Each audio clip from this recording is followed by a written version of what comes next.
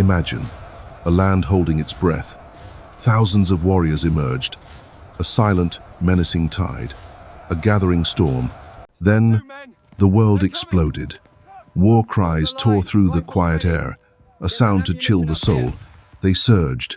Our brave men fought desperately, their thin lines strained.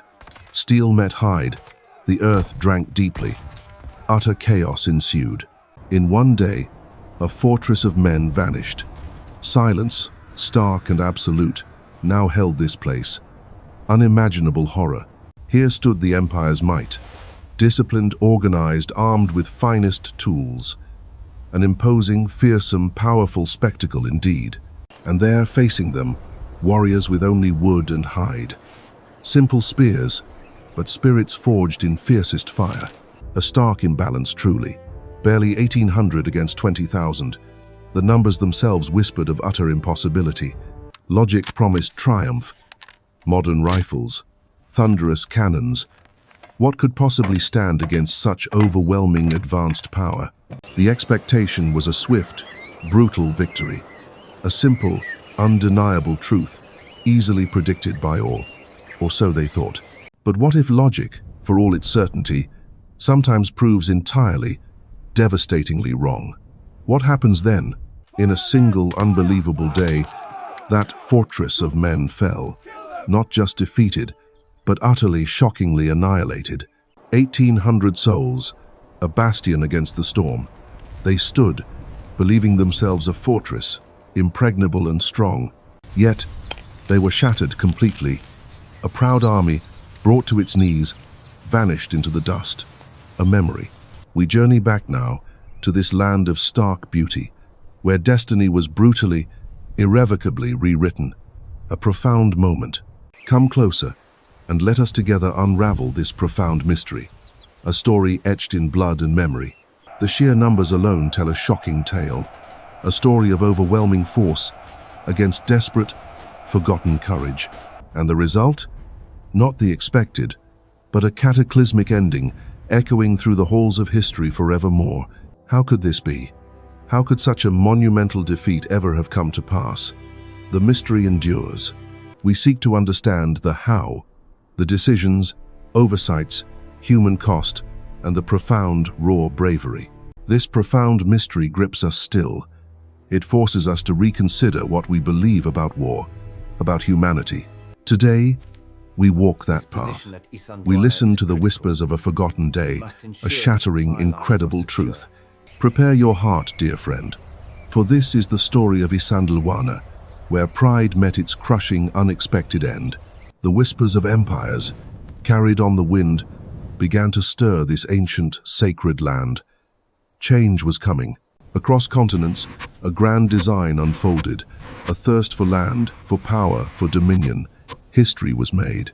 The British Empire, a colossal force, stretched its mighty, confident hand across the globe, and at its forefront, men like Lord Chelmsford, carrying ambition and duty, a heavy burden.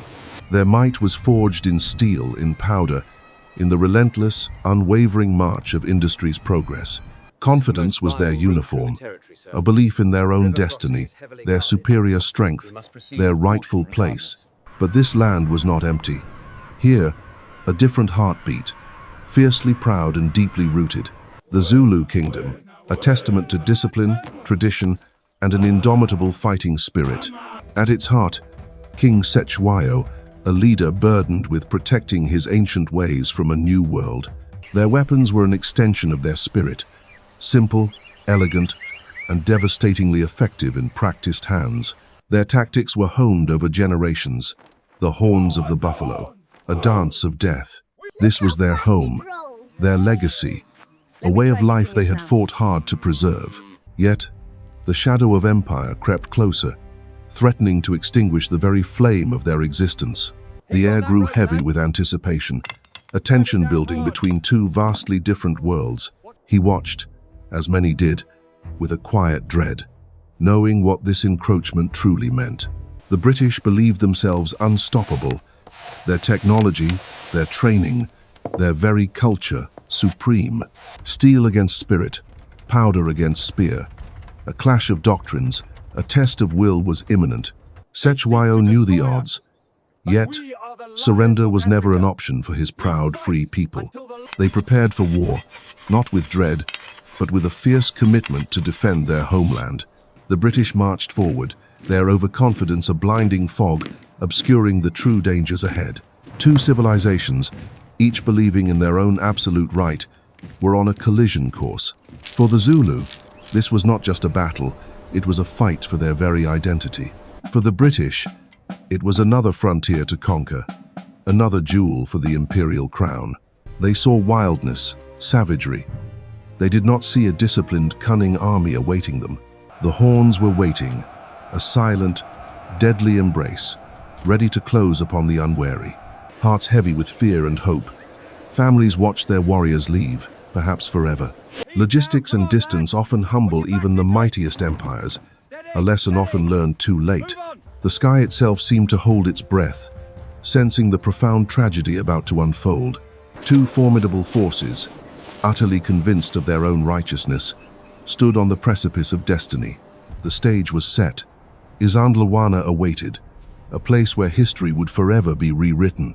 Dawn broke over these ancient lands, signaling the start of a journey into the unknown. Hopes were high. This was the moment. The British Empire, with its formidable might, stepped across the border into Zululand. A vast, wild land lay before them, a place where different worlds would inevitably and tragically collide. At the heart of this great endeavor stood Lord Chelmsford, a man of conviction and perhaps too much certainty. He held the grand plan, a strategy designed to conquer, to bring order to this untamed frontier. His vision was clear, his resolve unshaken. He believed in the absolute superiority of his forces. They represented the might of an empire, a force seemingly unstoppable, confident in its own formidable strength. Their rifles, their discipline, their very presence spoke of an unyielding power, a modern war machine. Such grand assumptions, born of past triumphs, often blind us to the true nature of new challenges. They push deeper, feeling invincible. The land stretched out, holding its secrets close, watching their determined march. Each step taken was a step further into a land that resisted, a land that guarded its ancient rhythms. The objective: to find the main Zulu army, to confront them head-on, and to end this conflict swiftly. But the Zulu warriors proved elusive, a shadow in the vastness, forcing a critical decision. The idea began to form: divide the forces, cover more ground, corner the unseen enemy. A risky gamble born of frustration and that pervasive, dangerous belief in British invincibility. The fateful decision was sealed that morning, a choice that would echo through history's somber, unforgiving corridors. He would lead a significant portion of his army away, seeking the elusive Zulu impis. A strategic blunder, an act of overconfidence that split their strength, leaving a crucial gap. And so, Chelmsford rode off, convinced of his wisdom, confident in his choice, leaving much behind. He left the main camp, Isandlwana. Behind him, a place he thought secure, utterly beyond harm. They marched on, into the vastness, searching for a phantom, oblivious to what they left exposed. The search continued, across arid plains, through thorny scrub, yet the Zulu army remained hidden. They sought confrontation, a decisive battle, but found only the whispering wind and the empty land. Each moment spent searching meant Isandlwana grew more distant, more isolated, less connected to their strength. Meanwhile, back at Isandlwana, the remaining garrison felt secure, perhaps too secure, in their camp. Roughly 1,800 men, British regulars, colonial volunteers, native auxiliaries held this ground. They believed their position impregnable, their numbers sufficient, their technology a shield against any foe. Oh, the deep, blinding confidence. They believed themselves beyond challenge, utterly safe, utterly prepared for anything. This strategic blunder, born of hubris, left them perilously vulnerable, their supposed strength now a gaping weakness. The stage was set, not for a grand triumph, but for a day that would forever haunt the annals of history. From afar, it seemed a place of quiet strength, a natural guardian watching over silent lands. Here, beneath its shadow, men set their camp, a speck of order in the immense wild African expanse. The mountain, like an ancient sentinel, observed the new arrivals, its secrets yet unrevealed. Life stirred, routines began, a sense of comfort settled, a calm before an unimaginable storm. Its very form suggested permanence, a bastion against any threat, offering solace to the men below. Order reigned supreme. The camp felt secure, a testament to British might and organization. Confidence flowed freely among them, a belief in their own invincibility, a comforting illusion. The daily rhythm hummed on, unaware of the gathering darkness, the subtle tremors beneath their feet. This place, they felt, was safe. No immediate danger threatened their well-established position. Such careful preparations seemed unnecessary, an extra burden in a land thought already conquered. A false sense of peace permeated, cradling them in its deceptive, warm embrace that fateful morning. The vastness of Africa seemed to offer protection, a natural barrier against any sizable hidden threat. Whispers began to stir, faint like a desert breeze, carrying tales of distant moving shadows. Reports, fragmented and unconfirmed, trickled in, dismissed as mere sightings, minor skirmishes perhaps. Shadows danced on the periphery, dismissed as mirages, tricks of light in the vast, deceptive plains. They couldn't possibly be close, not in such numbers. The Zulu would never dare, they reasoned. Intelligence, pieced together from various sources, was filtered through a lens of ingrained prejudice. They saw what they expected to see, not what truly lay hidden, patiently waiting in the tall grass. The enemy, they believed, operated by predictable rules they had long since mastered. That distant dust cloud, a harbinger, remained unseen, its silent message tragically unheard by them. Any suggestion of a massed Zulu presence was brushed aside as pure exaggeration, tribal folklore. They understood strategy, grand maneuvers. The Zulus, surely, possessed no such sophisticated capability. Their hubris, a quiet poison, dulled their instincts, blinding them to the true, brutal nature of war. The threat, they concluded, was distant, fragmented, nothing that couldn't be easily contained. The wagons, their potential as a defensive barrier, stood unformed, silent witnesses to a grave error. To lager them, to circle them defensively, required considerable effort, deemed simply unnecessary work. Why expend energy on a threat that simply would not materialize, they implicitly, fatally decided. Each scattered wagon, an unfortified gap, whispered a promise of vulnerability to the unseen enemy. The idea felt tedious, a tiresome formality when strength and superior arms offered sufficient protection. The groundwork for disaster was quietly laid, with each casual, dismissive gesture, each unfulfilled precaution. Beneath a sky of indifferent blue, a deadly oversight unfolded, silently shaping tomorrow's grim narrative. The air, heavy with unspoken assumptions, carried the seeds of a profound, devastating reckoning. The ancient mountain stood sentinel, a silent witness to choices that would soon echo tragically. Warmth and routine filled the camp, oblivious to the chill that was stealthily creeping closer. As dusk painted the sky, a fragile tranquility settled, unknowingly holding its breath for dawn. Perhaps a fleeting doubt, a whisper of unease, touched one heart, then vanished in the evening calm. The moon, a silent observer, shone upon men sleeping soundly, unaware of the horror awakening nearby. Out there, in the silent dark, 20,000 souls moved as one, a vast, unstoppable human wave. The camp's assumed security was a thin veil, easily torn by the force about to descend upon them. Its familiar silhouette, a beacon of confidence, would soon bear witness to unimaginable tragedy. A new day dawned, not with promise, but with the heavy, foreboding weight of unspoken history. Life awakened slowly, innocently, toward a sunrise that would bleed into a day of sorrow. The stage was set, a quiet tableau of vulnerability, ready for history's relentless, unpitying hand.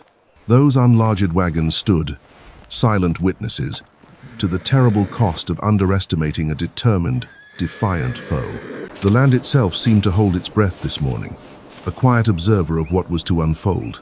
Beneath the veil of mist, a silent tide was gathering, moving with ancient purpose, hidden from view.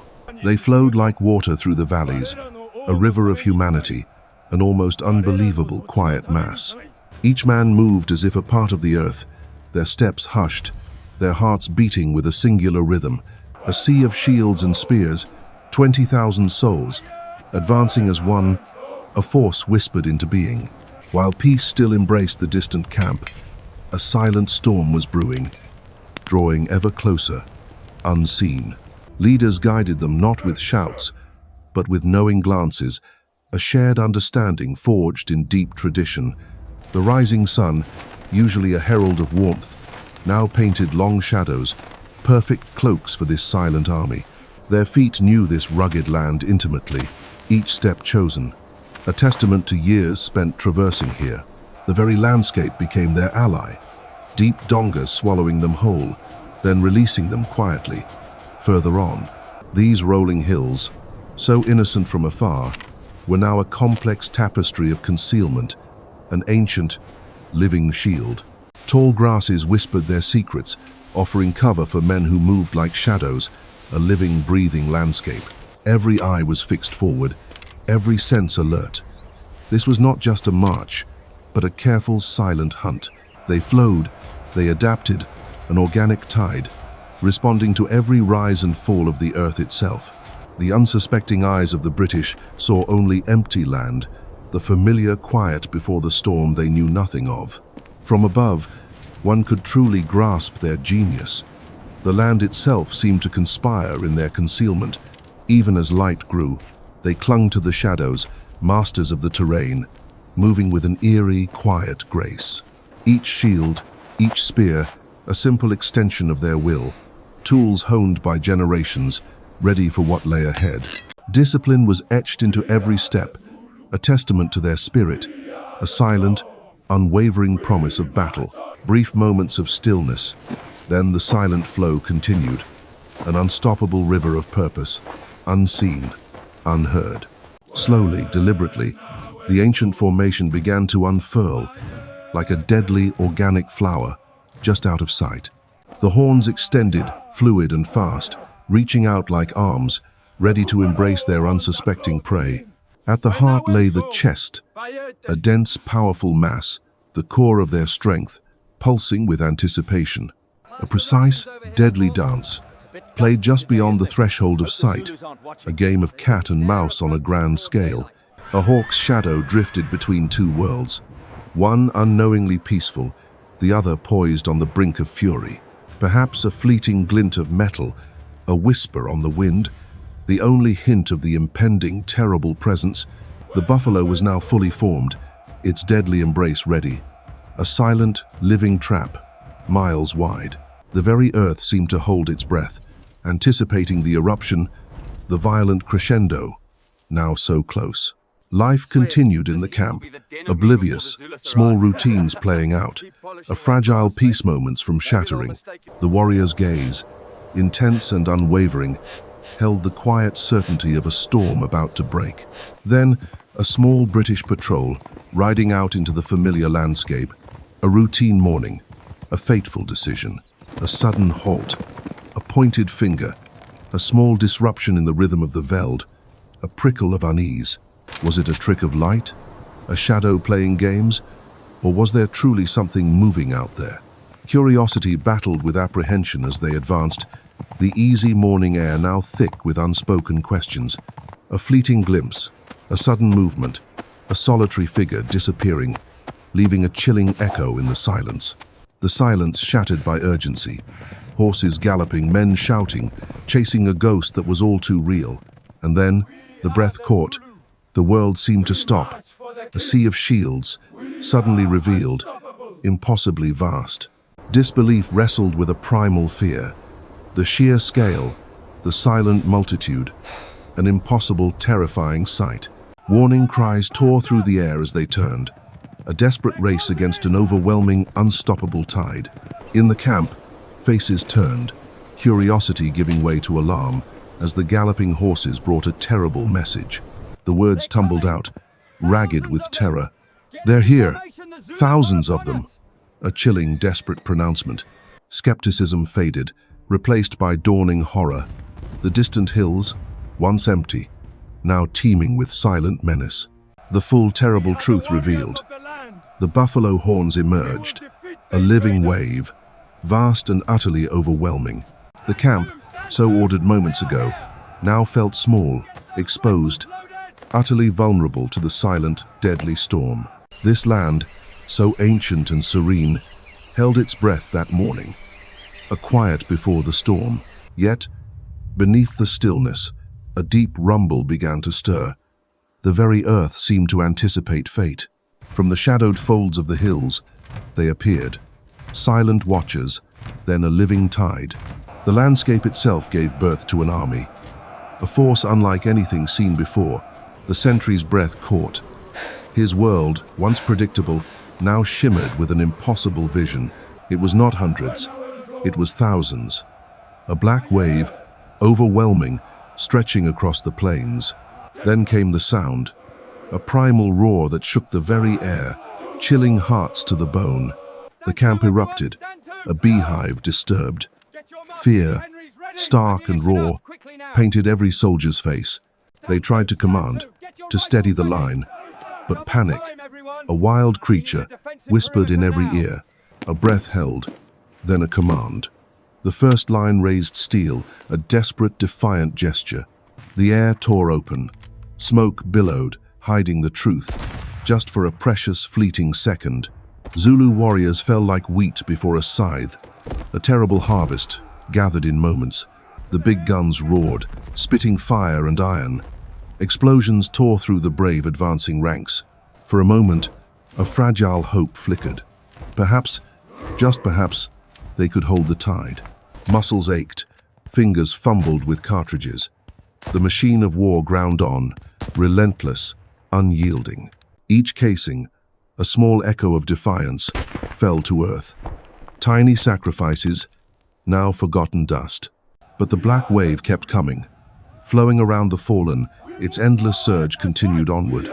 Like a beast's cruel embrace, the horns began to arc, their deadly purpose now chillingly clear. The terrible truth dawned. They were encircled, trapped within a living, breathing, hostile circle. The gaps closed swiftly, relentlessly. Their swift advance, a terrifying testament to courage and numbers. Lines thinned, stretched beyond breaking. The defense crumbled, piece by agonizing piece. Under pressure, guns swung wildly, trying to meet all threats.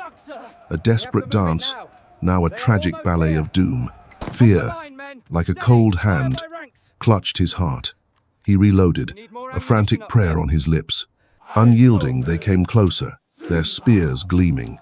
The air crackled with anticipation, a cruel countdown. The line buckled, broke, and fragmented. Retreat was impossible. Only pockets of defiance remained. The camp, once a haven, now lay exposed.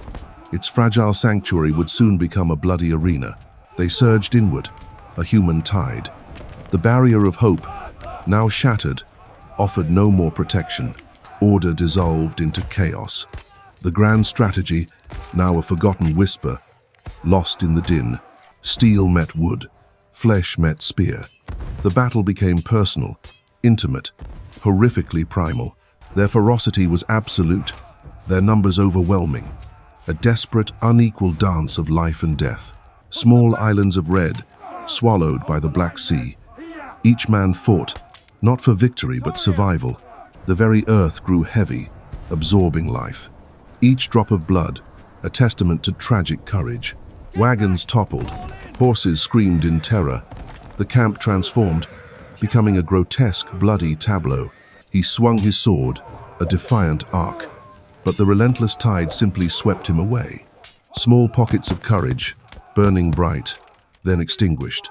The light of hope began to fade. Then, the sun began to wane. A cosmic shadow, an omen, fell upon this unfolding tragedy. The sky turned strange, a chilling twilight. Nature itself seemed to weep, witnessing such horror. Under this unholy light, faces became masks of primal fear, or fierce, vengeful determination. They moved like spirits, dark and swift. The world blurred, a nightmare bathed in unnatural gloom. His grip loosened, then gave way. A life extinguished, another silent testament to overwhelming might. The final wave broke, unstoppable, merciless. There was no escape, no quarter, only despair. The roar of battle slowly faded. Triumphant cries filled the air, marking a terrible, decisive end. Under the full eclipse, a somber silence fell. The sun hid its face from this dark, bloody day.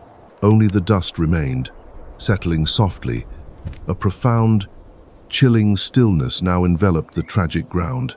As the sun surrendered to the night, a chilling quiet fell, heavier than the very air itself. The clamor of battle now gone, only the wind's lament remained, a somber echo in the profound stillness.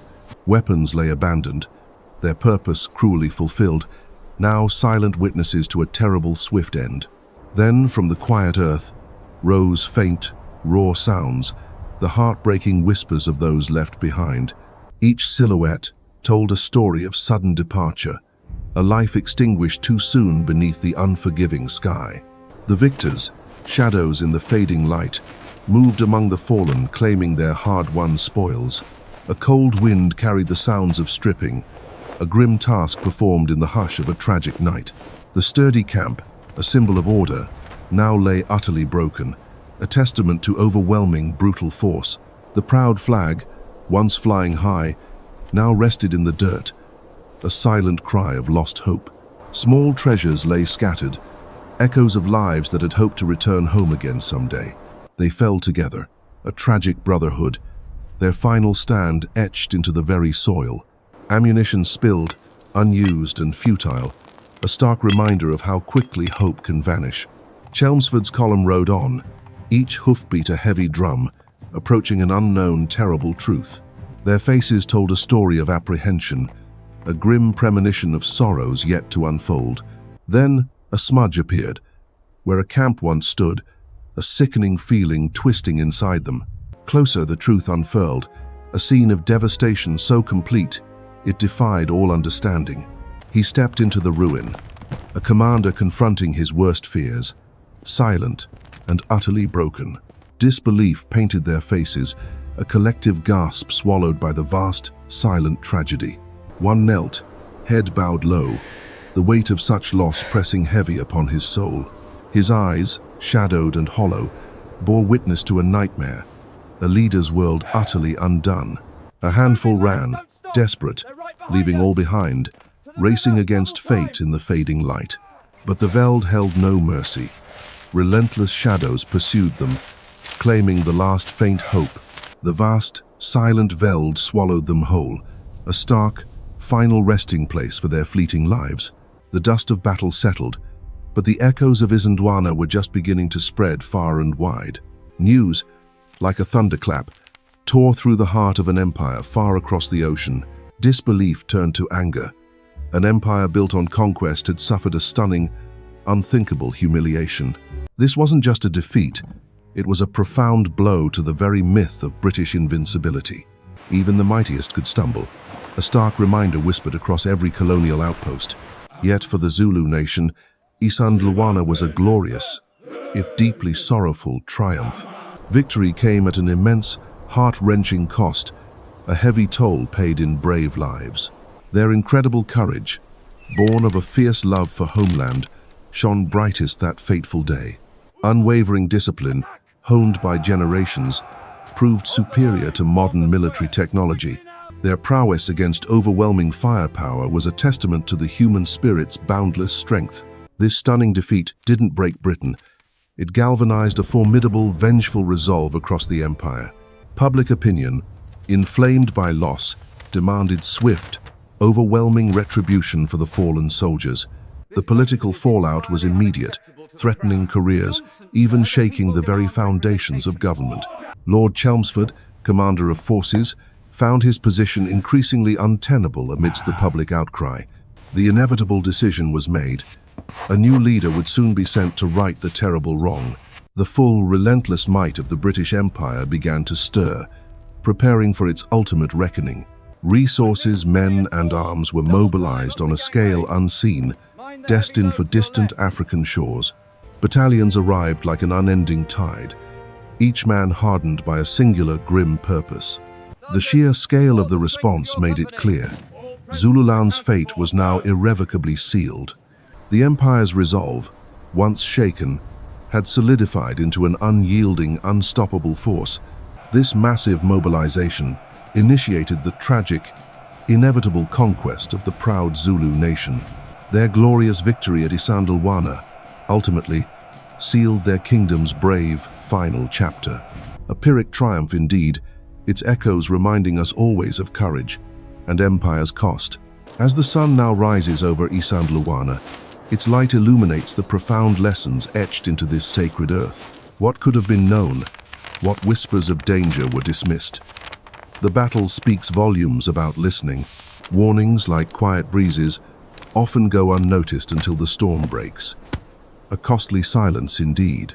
The spade and pickaxe, humble tools of defense, lay idle. A fortress imagined, not truly built. Vulnerability lay exposed, a glaring oversight. The landscape itself became a silent, unforgiving accomplice.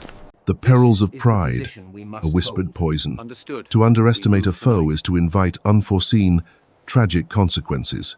Their spirit, their resolve, was a force misunderstood. The world would soon learn of their indomitable will. Isandlwana stands, not just a battlefield, but a towering symbol of resistance, whispered through generations.